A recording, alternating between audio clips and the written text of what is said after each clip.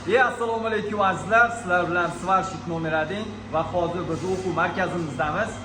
Hozir siz bizani yangi o'quvchimizni ko'ryapsiz, yangi shogirdimiz. Bu shogirdimiz kunduzi ishlar ekan, kechqurun kelib bizlarda o'rganar ekan. Bu o'quv kurslarimiz sizlarga qulayliklari ham aynan shunda. Siz ishingizdan bo'sh vaqtingizda kechkiga kelib shogirdimizga o'xshab bemalol o'zingiz uchun vaqt ajratsangiz bo'ladi. Hozir ko'chada soat 8. Biz ertalabki soat 10 dan kechki soat 10 gacha ish faoliyatimizni yuritamiz va siz uchun o'quv kurslarimizning qulayligi ham aynan shunda.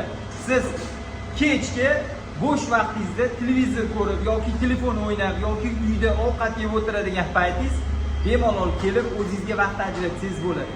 Bu hunarni sizdan hech kim olib qo'ya olmaydi. Bu butun umrga qoladigan narsa. Telefon yoki shunga o'xshash narsalarni sizdan kimdir olib qo'yishi mumkin yoki yo'qotib qo'yishingiz mumkin. Va albatta bu akamiz yoshroq, bu akamiz yoshi katta, bu akamiz professionalniy svarshik. Siz professionalniy svarshikmisiz yo noldan kelib o'rganyapsizmi? Bizga mutlaqo farqi yo'q. Sizda xohish bo'lsa bo'ldi. O'quv markazimiz siz uchun foydali tarafi ham aynan shunda. Yoshlarga ham, yosh kattalarga ham biz hammaga teng o'rgatamiz. Noldan ham professionallarga ham 5-razryad svarshik bo'lsangiz ham atomik svarkani bilmasangiz bizga kelib o'rganib olishingiz mumkin. Joningiz sog' bo'lsa, sizlar Svarshik nomer 1 bo'ldi. O'z o'quv markazimizda, o'z o'quv kurslarimizda kutib qolamiz. Akalarimizga o'xshab kelinglar. Xudo xolisa, Xudo nasib qilsa, professional darajada o'rganinglar. Akaning